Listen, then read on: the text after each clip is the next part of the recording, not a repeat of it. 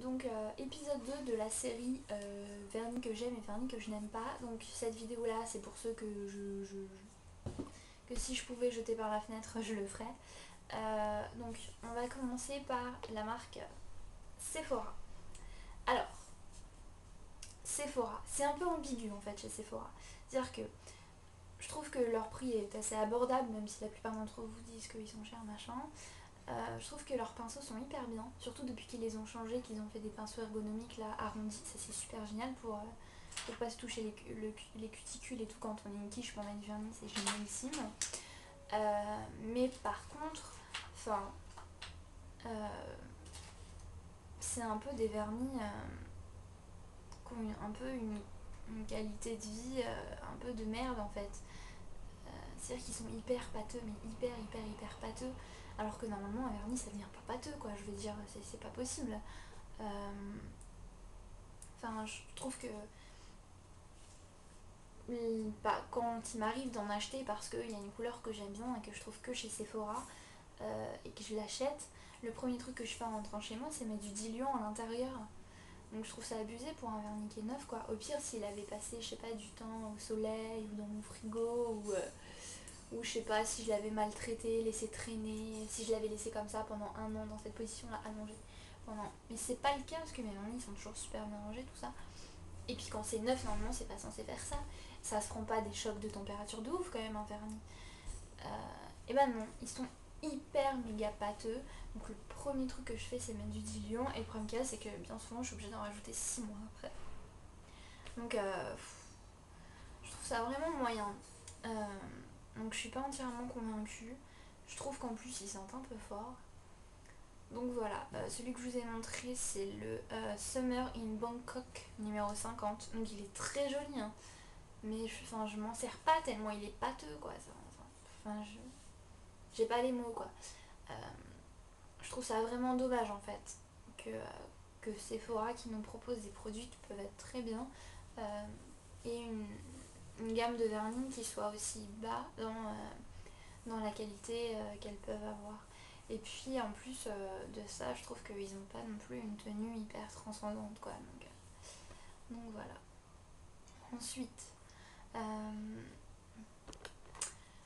il y a les vernis de la marque Claire's. Donc celui-là, je sais pas lequel c'est.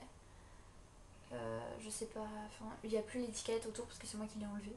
Parce que ça m'énervait. Alors, Claire's. Alors déjà, moi je trouve que Claire's, c'est pas une marque pour femmes, c'est une marque pour ados. Donc quand j'entends une femme de 30 ans me dire oh là là, j'ai acheté un vernis chez Claire's, c'est de la merde. Bah oui, il faut pas t'attendre à de la super qualité pour un vernis que t'as payé 3 euros et qui est un vernis pour pré-ado quoi. Donc voilà. Donc les vernis Claire's, non, ça ne sèche pas. Du coup, quand on met la deuxième couche, ça fait des paquets, c'est immonde. Non, c'est pas beau. Les couleurs, elles sont pas du tout comme dans le flacon une fois qu'on l'applique, puisque c'est tellement transparent que si on voulait la couleur du flacon, il faudrait mettre tout le flacon en une fois sur nos ongles. Ça tient pas, c'est pas vrai. Même avec une bonne manucure, ça tient pas, hein. J'ai fait des essais. Je trouve que le packaging il est hyper merdique, c'est quand même le packaging le plus simple au monde. C'est-à-dire que des marques de vernis, là devant moi j'en ai une vingtaine. Oui, je les montre petite. Et c'est le packaging le plus pourri que j'ai. Hein, vraiment. Donc ouais, non, je suis pas convaincue par Claire's. Surtout que c'est dommage, je les ai plus, mais ça aurait été cool que je vous les montre. J'ai des vernis, j'avais acheté à l'époque quand c'est sorti un lot de vernis spécial nail art de chez Claire's. Donc c'était un lot de 3 vernis avec un pinceau liner. Donc un pinceau liner c'est super génial. Pour faire des lignes, tout ça c'est trop bien.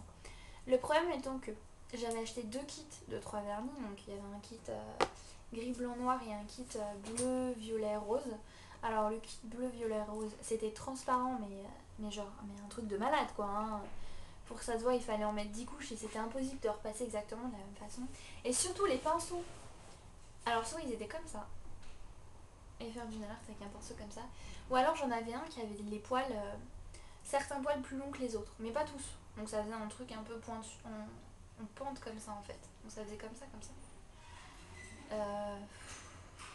mais c'est juste pas possible de faire des lignes avec ça quoi. Techniquement c'est pas possible. Donc ça je trouve pas ça bien. Voilà, c'est des produits de super mauvaise qualité. Et le problème qu'il y a, c'est que la plupart du temps, les gens qui veulent commencer dans le nail art, comme ils n'ont pas un super gros budget de malade, bien souvent ils vont acheter des produits de mauvaise qualité dans le genre de magasin. Et du coup, bah, on peut pas commencer à faire quelque chose avec des produits de mauvaise qualité, quoi. Donc, et chez Claire's, c'est que de la mauvaise qualité. À part pour, il y a quand même une petite exception, pour ce genre de vernis-là. Hein. Ce vernis dont je vous parle, donc c'est un vernis à paillettes. J'en ai d'autres. Les vernis à paillettes de chez Claire's, par contre, c'est une super bonne surprise. Parce qu'ils sont pas chers, hein. Celui-là il doit coûter ouais, 2,20€. 2,95€. Donc c'est pas cher du tout pour un vernis à paillettes. Et que ils sont hyper bien, parce qu'ils sont très très pailletés. Ils sont très. Ils tiennent très bien, bah, comme tous les vernis à paillettes. Hein. Ils sont vraiment. Ils sont très jolis. Il y a des vernis qui ont plein de sortes de paillettes à l'intérieur qui sont hyper jolis. Moi j'en ai un comme ça qui est super beau. Bon, par contre, ils sont un peu épais, mais bon, pareil. Hein, je mets du diluant à l'intérieur. Je regarde juste que mon chat adore jouer avec le papier. Donc, voilà, faut mettre juste un peu de diluant à l'intérieur. Mais sinon, ça va encore, quoi.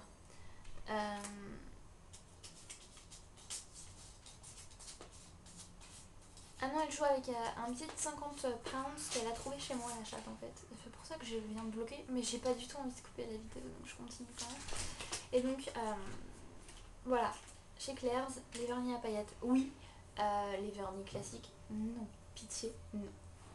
Hein, donc voilà. Ensuite, il y a une autre marque qui est assez connue, dont il y a pas mal de nanas qui font des vidéos de nail art aux États-Unis avec ça. Attendez, je regarde.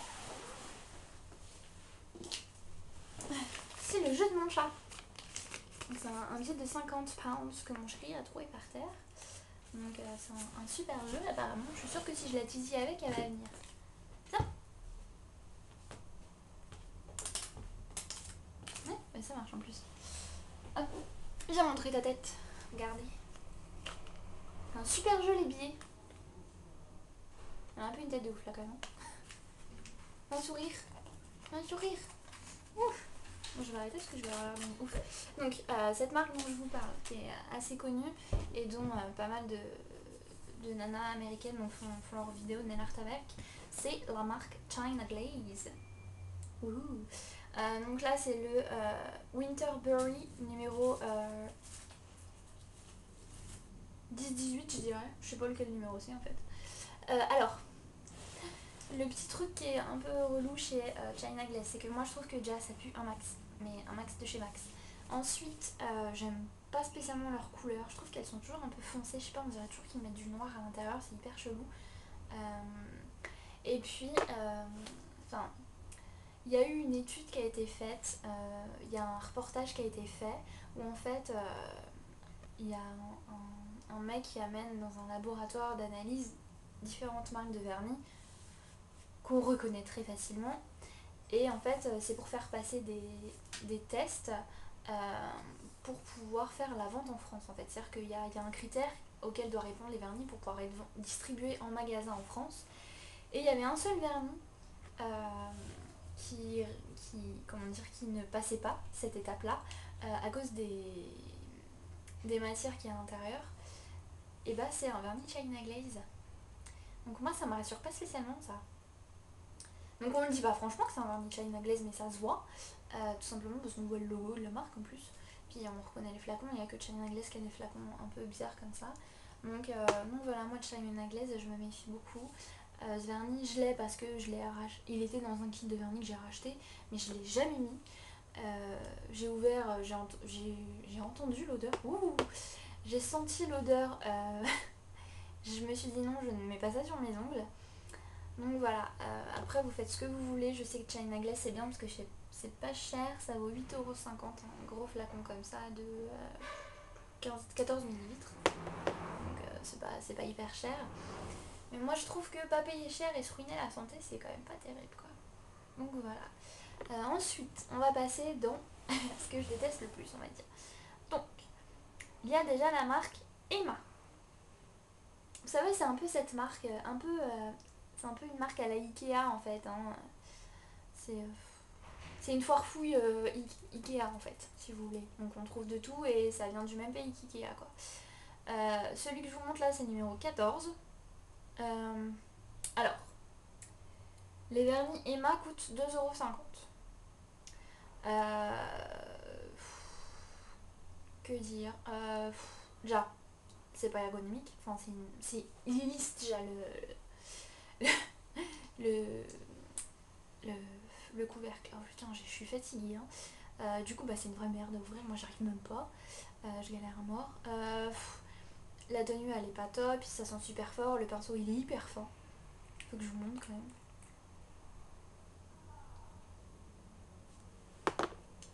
Tout petit pinceau. Quand même. Il est tout petit quand même, ce pinceau. À côté d'un hobby. Je vais vous montrer un hobby.